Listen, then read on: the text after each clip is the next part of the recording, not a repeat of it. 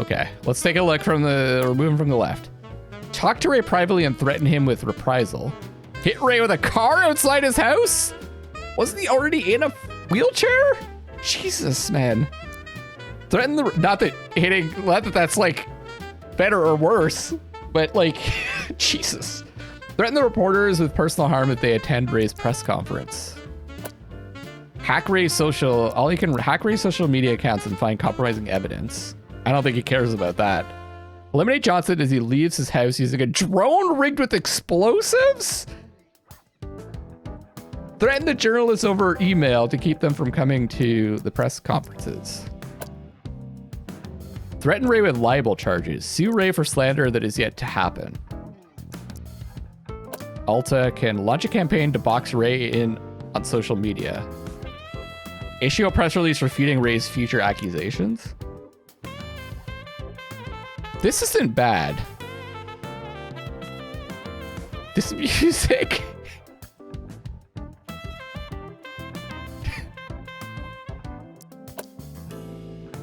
Let's go with libel.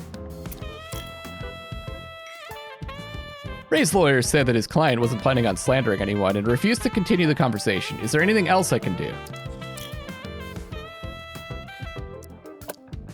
Launch a campaign to box Ray in on social media. Cowboy, covering people and shit is my favorite part of the job. I quickly organized an information campaign against Johnson across all social networks and media outlets that we control. We didn't have any real compromising evidence on Ray. We wrote that he's lost his mind and that he can't control his words or actions.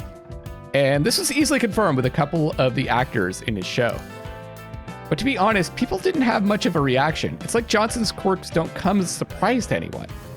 There's still to deal with him. There's still something, I don't know what that was supposed to say. Should I get a rebuttal ready, Cowboy, or are you going to get someone else to handle it?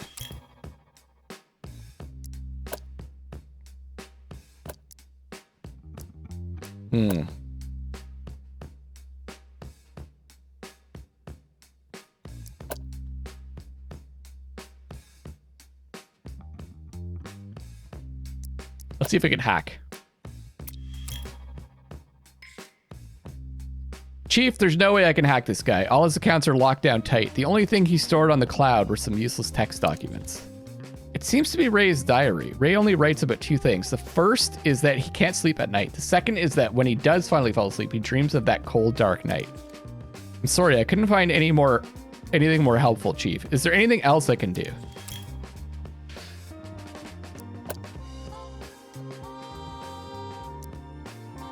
I think this is a bad idea, issuing a press release refuting the accusations. Also this.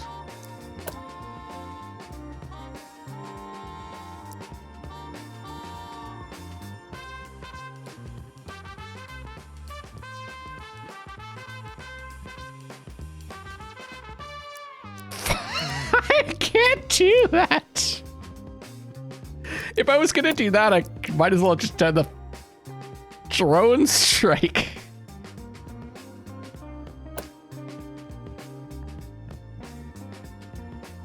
That seems like a really... Let's try this.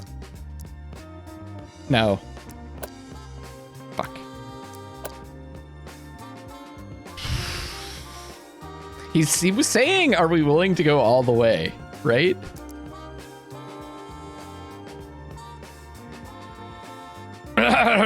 It slipped. Sir, you know me. For the United States, your subordinate is burned out and cannot take anything else for now. In the future, you'll be able to send your character to rest, after which they can return to work energized. Sir, you know me. For the United States of America, I'll do just about anything. Even that. I appreciate that you entrusted this matter to me. My finger slipped. Sorry, guys. Everything went smoothly. I waited for Johnson several hours near his house. When he finally appeared, I pushed the gas to the floor. I think he died pretty quick. I hit him so hard the guy's shoes came off. Holy shit.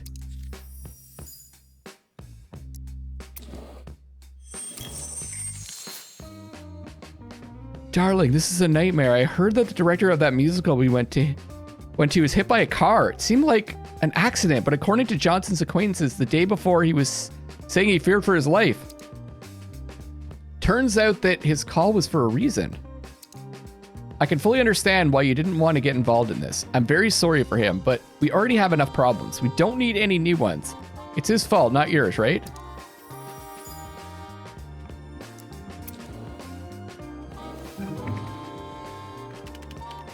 Oh my God. Many questions follow the tragic death of Ray Johnson, the author of the critically acclaimed musical My Lover, Mr. P. Who is this Mr. P who Johnson crossed? And why hasn't the FBI even considered looking for him, given all the evidence in the script? That was not good. Alvaro said, a man of culture achievement unlocked? Alvaro says, sir, I've never been this stressed out before, but honest work purifies the soul. At least that's what Pastor Ewan from the Church of Repentance and Labor says. Ewan also says, my soul has become pure enough to require some rest. I wouldn't want to neglect my spiritual guide's advice. Yeah, you definitely deserve a break. Buddy, the clowns at Shocks News are mocking me all the time in their supposedly humorous sketches. Yesterday, they showed a miniature of me signing napkins at Fat Joe's instead of documents at my residence. Why don't you ask the lawyers to write these assholes some kind of warning about liability for insulting the honor and dignity of Vice President Estaba?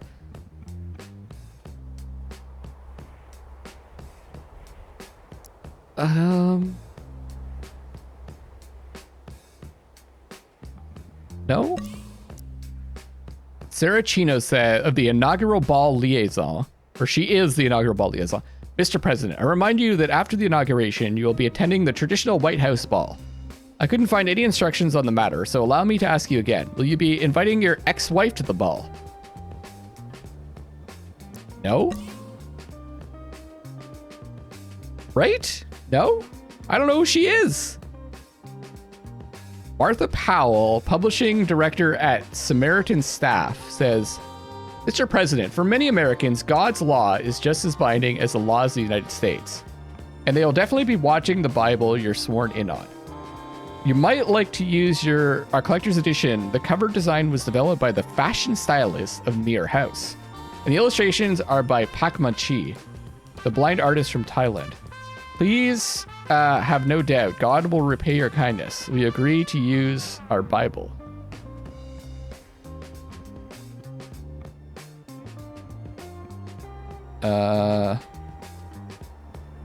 Samaritan Staff. Sure. I don't know what half of this is gonna end up. Ava Sarto, the philanthropist, says, Mr. President, the beginning of a presidential term is the best time for symbolic gestures. Like hitting your friend that you had a love affair with and that you murdered someone accidentally with after a night out drinking.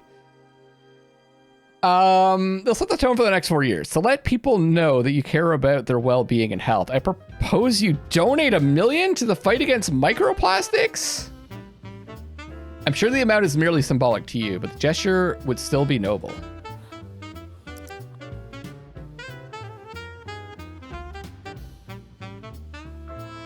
Not this time, sorry.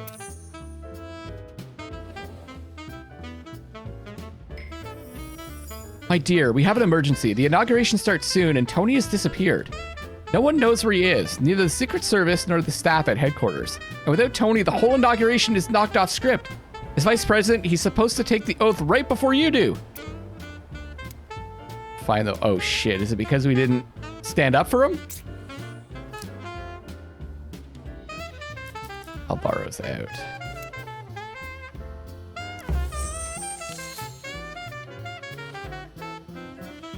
Honey, we need to find Tony and fast. Otherwise, we'll have to postpone the inauguration. You'll remain president-elect and the Speaker of the House will act as president.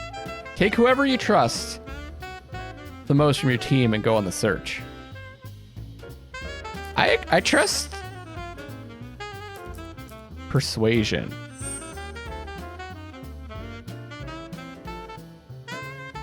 Clinton Alta, I think. Ollie keeps fucking up, and obviously Alvaro I can't send. The last time anyone heard from him was last night. He called Alvaro and invited him to his favorite bar in Manhattan, Smelly Goose. But you know Alvaro, before an important day like today, he always goes to bed early. So Tony said he'd go to the bar by himself. But he seems to have disappeared along the way.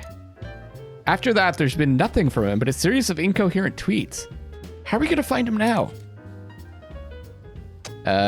Would have been good to bring in the tech guy. Inform the media that Tony's doppelganger has gone missing. Put out a rumor on the social network that Tony has a double who's escaped from an asylum.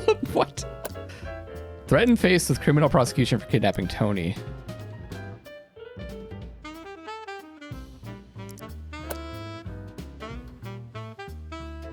What is this doppelganger stuff?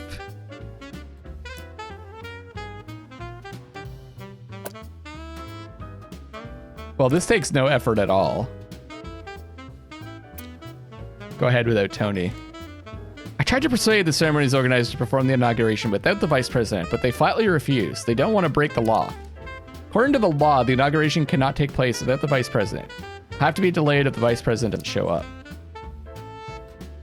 Worth a shot.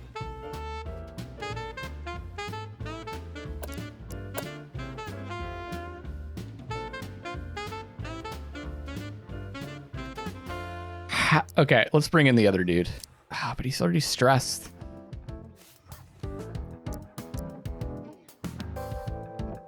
I don't think this is gonna persuade Doofus. Even if he did kidnap him. It's free, let's try. Bold move, cowboy, but if we were gonna find Tony in time, we had no choice. We had to go to the press and spread the word of Tony's doppelganger disappearance on social networks. And it worked! The story was all over the airwaves like wildfire, and we got a tip that someone fitting Tony's description was seen in Central Park. Who would have guessed? Thanks to Alta's information, the Secret Service was able to find Tony in the southern part of Central Park, where they're planning on doing some reconstruction. And you know what Tony is doing? Sitting in a homeless camp. I don't know what he was doing there. The problem is that the Secret Service doesn't factor publicity into their decisions. They just want to get Tony out of there as soon as possible and deliver him to Washington for the inauguration. So we'll need to provide him some cover. How are we going to keep Tony out of the public eye?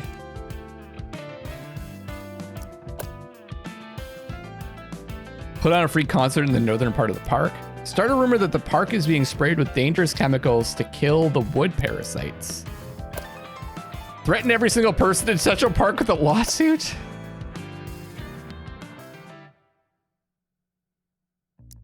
We're just gonna put on a concert?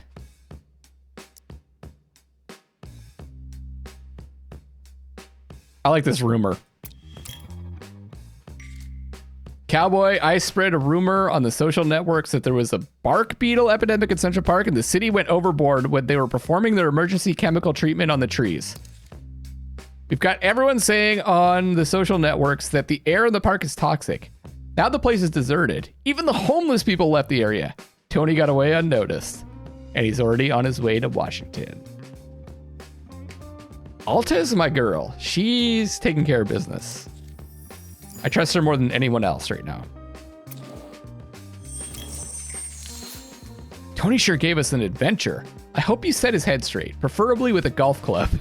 I know why you chose him as a running mate, but if you don't rein him in, Tony is sure to let you down. Thank God the journalists didn't find out. Otherwise, today, it wouldn't have been a holiday, but a tragedy that would have darkened your whole term. I think we're doing pretty well. We've only had to murder one person so far. Hey man, I'm back. Thanks for getting me out of trouble.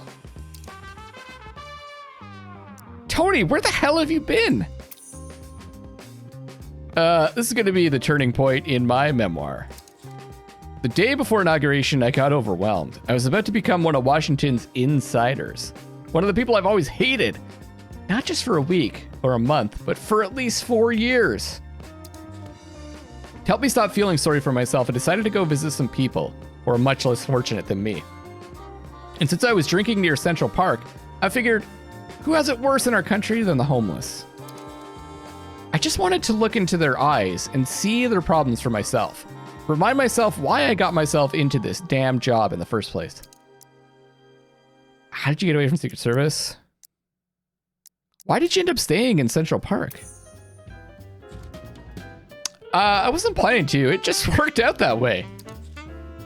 When I got to the homeless camp, one of them recognized me and said that he'd voted for Face. Because Face is always honest with the people. And he's not a cowardly hypocrite like your friend. I told him I just looked like the new vice president. And that seemed to satisfy everybody. But even before that, they were saying your first executive order had nothing to do with the people's real needs. Then they treated me to some moonshine, and I listened to their stories all night. It surprised me, but I didn't hear them complaining much about their lives. That's because they're going to Mars. I don't know what it was. I don't know what was in that moonshine, but after a while, I passed out. When I woke up, I found they'd robbed me blind. Even took my shoes. No wallet, no phone either. Of course, so I couldn't call anyone. Why didn't you go to the police right away? Well, imagine what would happen. I walk up to a policeman barefoot, no ID, dirty, torn jacket, and my story is I'm the new vice president. I got robbed in Central Park. I need to get to Washington. That wouldn't be the finest start to Inauguration Day, would it? So I figured it would be better to sit tight and let our people find me and get me out of there. I feel like you could have told the story that you just told me, and they would have just kept it quiet. I don't know. Okay, I admit my part of the guilt too. And I even have something to atone for it. This is the jewel of my collection. It's one of the oldest folders that I took as a memento when I quit my job. Needless to say, I skipped a few procedures. It's a treasure trove of intriguing information. Do what you want with it. I trust you completely. So, buddy, you ready to become president? I'm ready, but you owe me one. You bet I do.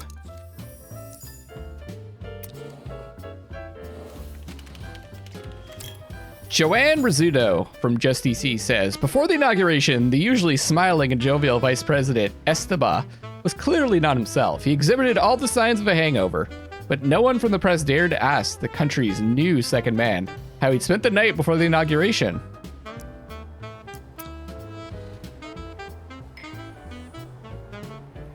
Ollie says, Chief, can I say hello from you to the orphans I teach programming? Yeah. Hell yeah. It's happening. Oh, we get to do another speech. Here I am, Washington. We got to start with my fellow Americans. That's like every speech ever. My fellow Americans.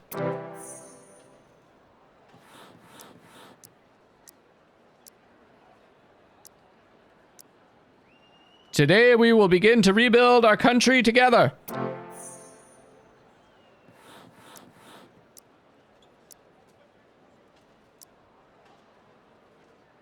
I don't know about you, but I want to visit another planet.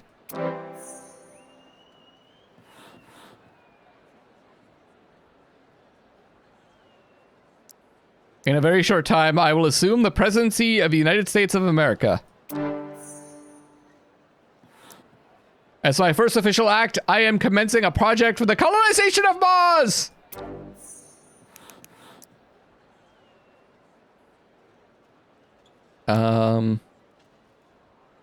You will see that mankind's future is on the other planets.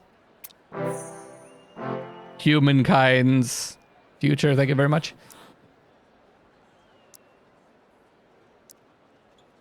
We're not afraid of what the establishment thinks about this.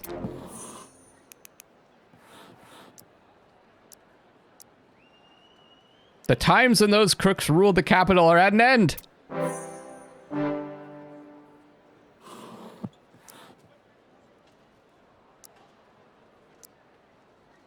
We're not afraid of what Congress thinks about this.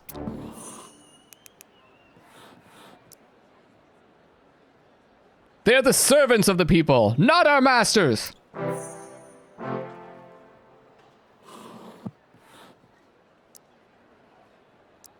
We're not afraid of what the media thinks about this.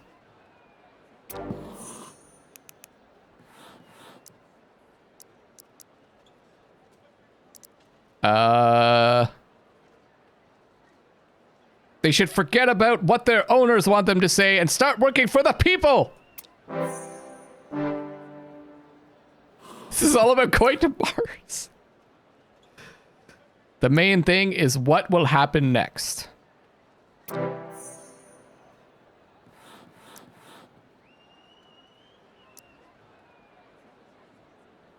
My first official act isn't the only historic thing we're planning.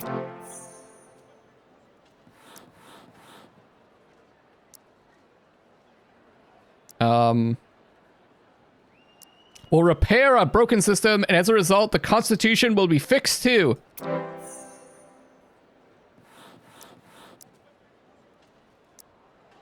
I promise that I won't let you down.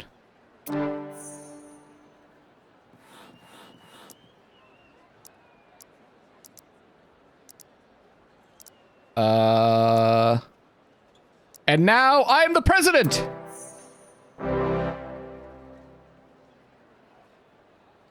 That was kind of coherent. Plus 3.7. Berta Glover from Left 4 Dead says, the inaugural speech of the newly elected president will go down in history as one of the most daring. In it, he clearly outlined the contours of his upcoming term. This president won't be content just putting in his 4 years. He's seeking radical changes to the U.S. political landscape. He never mentioned how we were going to change the Constitution, right? That's a little bit... We're still working on that, right? Mark Ravioli, the ambassador to Iran, says, Mr. President, 3 American tourists were detained in Iran today. Drugs were found in their backpacks. The tourists are facing a prison sentence that would make even our infamous pit seem like heaven on earth. As you may recall, 2 Iranian spies were caught in the United States last year. Why don't we arrange a prisoner exchange with the Iranians? Sure. They're spies, right? So... Seems fair. Anthony Rowe, the Secretary of Labor, says, Mr. President, congratulations on taking office. I come to you with an important matter. Under the Hatch Act, civil servants are not allowed to speak out about politics in the workplace. So if a Postal Service employee, for example, is sitting in his office liking face posts, then he's acting in direct violation. I'll let you in a little secret. Right around the time of your inauguration, we started logging every time someone liked one of the former president's posts. They are recorded, counted, and kept on shelf until you decide it's time to sue a dozen of the most egregious violators. What do you think?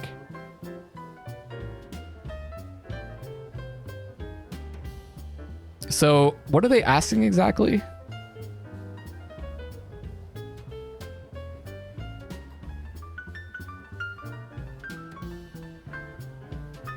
Are we trying to decide if we're going to sue them? I would say no.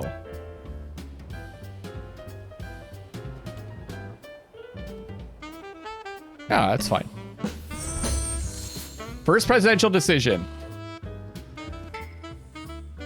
Warren Monger, the Director of National Intelligence. Mr. President, Director Monger here.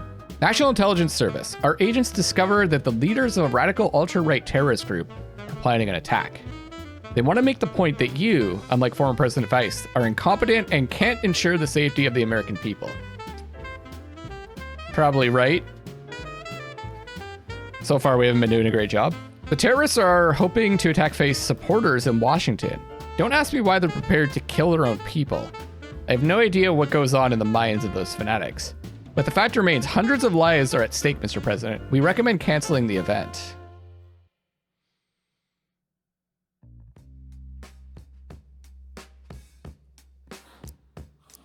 What do you want to do? Cancel the rally. Feist supporters will crucify me for this, but the safety of the American people comes first.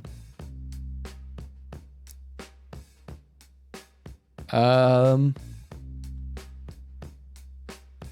just became president. Let Feist decide. Yeah. Sir, Mr. Feist no longer has the authority to make this decision. For the time being, he's instructed us to leave the decisions up to you. If you refuse to decide, he's instructed us to ensure the safety of your fellow Americans and cancel the rally. Former president's order saved the lives of dozens of Americans. I expect that you too will learn how to make critical decisions calmly and rationally. Wow. I think we just got owned. Holy shit! Face just owned us. Joanna Rizzuto from Jesse C says the very day the president enters the Oval Office was not marked by the signing of his first order, but by a ban on all protests in the DC area. This is what lurks behind the president's ascent to power. Contempt for the law and fear of responsibility. Wow, that's really bad. Maybe we can make up for it with the first tweet. Honey, sometimes there's just no good option. You have to choose between the bad and the worst. This might be the essential skill of the president, to choose the lesser of two evils. I wonder, would our opinion have gone down as far if we had chosen ourselves and taken a leadership position? Because I don't think anyone would have known it was us, that it was us that didn't make the choice. Antonio says, our whole team has moved out of campaign headquarters, buddy. Before giving the keys back to the landlord, we threw a big old going away party in the building. It's too bad you weren't there. Ellie said you were too busy getting ready to move into the White House. Anyhow, I'm here to tell you the party went great. We barely broke any furniture or windows. It was sad giving up the keys to a place where we'd won so many victories and drank so much booze celebrating said victories. But now our guys are ready to get to work at the White House. Clint says, Mr. President, let me be the first on the team to congratulate you on your inauguration. Yes, everything isn't going as smoothly as we would like, but an obstacle is just a mirage, as my favorite guru says. Please keep in mind that the legal department will always support you and take care of all the routine work.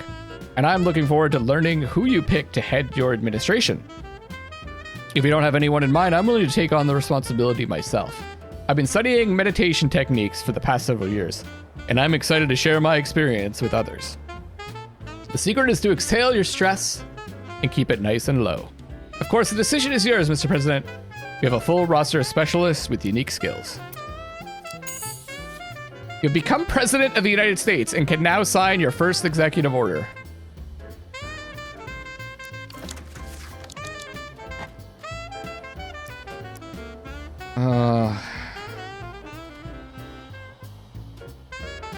I think I need that bump.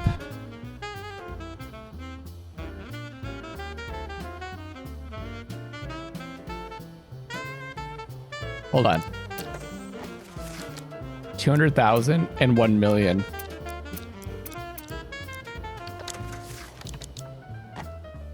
We lost so much approval rating.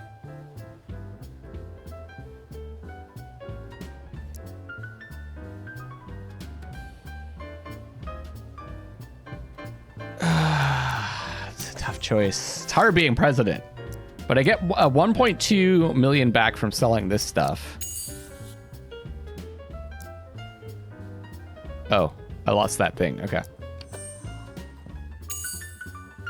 I guess I'm appointing people. Subordinates assigned to positions in the administration affect your team, personal budget, and rating in different ways. Before you appoint someone, check the pros and cons of the appointments. Keep in mind that you can't fire or replace the person until next month. Don't forget that every month spent in the administration brings one stress point to your subordinates. Can I replace the First Lady? No. Well, I think Clint should be...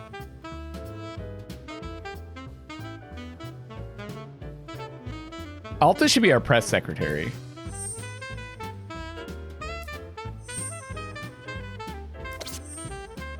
Gain 4.5% rating at the end of every month. Team member actions increase stress points by 1. You lose 3.1% rating at the end of every month. You lose 50 grand. Your rating gains after events are increased by 1/3. All team members lose 1 stress point at the end of every month. You lose 0.4% rating at the end of every month. Interesting. 250 grand? But you lose 1.4% of rating. Alta gets us rating gains after each event, and your rating losses after events are increased by 1/3. Lose 150,000? Team members' actions increase stress points by 2. All team members lose 1 stress point at the end of every month. You lose 100,000 at the end of every month. You gain 150 at the end of every month. Team members' actions increase stress points by 1. He's an optimizer. Okay, so I guess we put Alta as press secretary.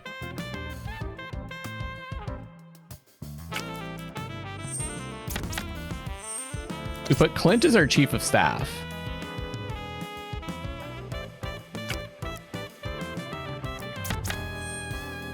Because that's going to balance that out. And then we put Ollie as our treasury secretary.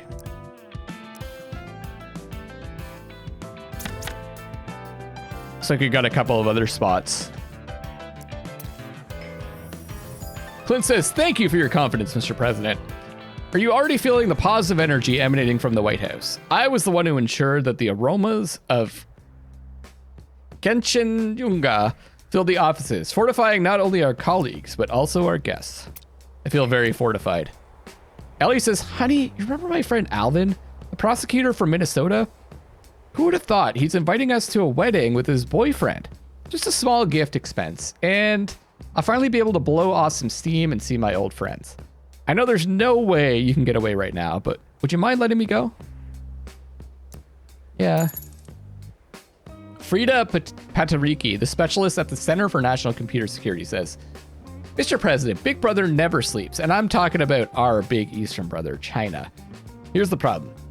The Baby Babe mobile app is taking biometric measurements of American babies around the clock, and I'm pretty sure it sends the data straight into the clutches of the Chinese authorities. The app has over 1 million downloads a day. God knows what they're planning to do with this information, but it's certainly not going to be good. It's our duty to ban Baby Babe in the United States before it's too late. Yes, that sounds horrible. Okay, we're making bank now, so I think I'm going to lobby for this.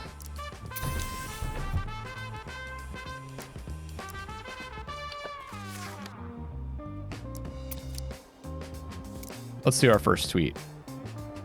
Tony knows how to make your presidency go viral. This should be fun.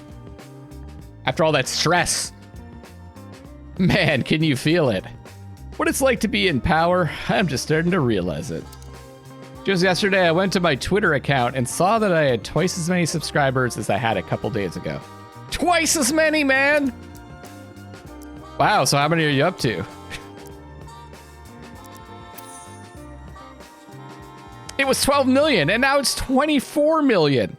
In just a couple of days, and I didn't really write anything, just one little joke.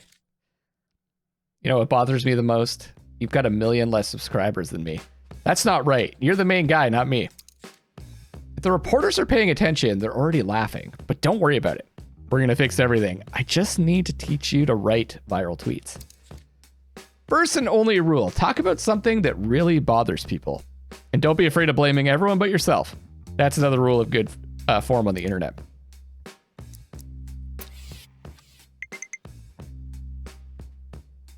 Oh, I thought I actually got to type it in. Climate change will leave millions of Americans homeless. The U.S. Constitution hasn't protected the rights of ordinary Americans for a long time. Americans don't trust the federal government. Powerful corporations are to blame. Who's to blame? The media? All of this on Face's head. Him and his whole administration.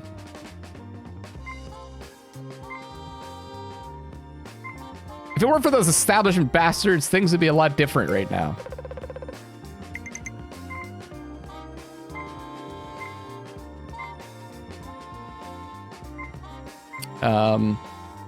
They only act in their own interest, not the interest of the people.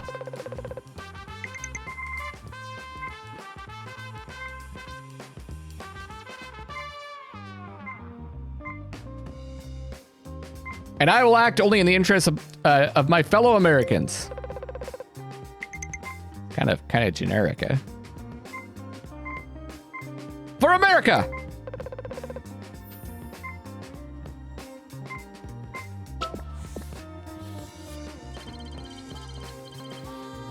Finally, someone in the White House is following the Constitution.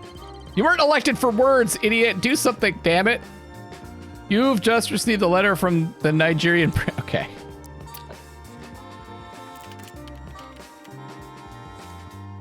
Perfect, man. Consider yourself a step away from the very top of Twitter. Let the other guys bother with hashtags, publication time, and context. You're the president. You've already got their attention. I can't wait for your next tweet. I hope it won't be too long before you've got more subscribers than me. But watch out. I'm not going to give up without a fight.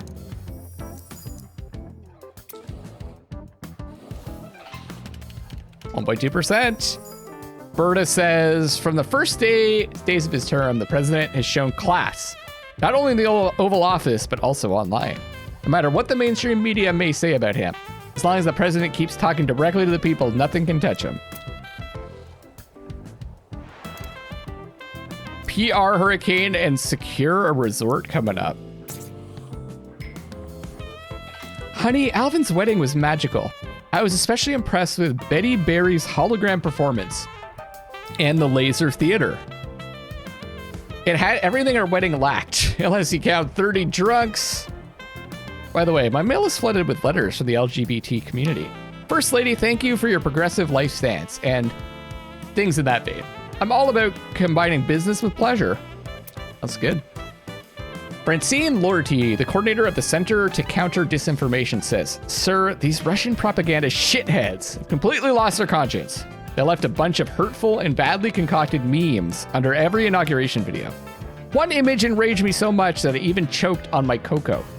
Shows the president of Russia supposedly signing an order to appoint you. At the moment, the ratio comments from your supporters to the Kremlin bots is about 1 to 3. And it's terribly demoralizing for our fellow citizens. I want to hire 200 people and have them tell the Kremlin bots to go fuck themselves while praising you. Will you allocate us some money from the budget? Hell yeah! Uh-oh. Kate Bartak, our ex-wife. Hi, sorry to interrupt. I'm here on an important matter. A few months ago, I was vacationing on the beach in La Jolla. And today, I opened fucking Sands magazine and see a picture of myself all over the spread with my fucking naked ass and a caption, sad sight. I have to explain why I'm itching to show a sight in a courtroom that these bastards will never forget. Anyway, I want to borrow money from you for a good lawyer to help me out of old friendship. Nah.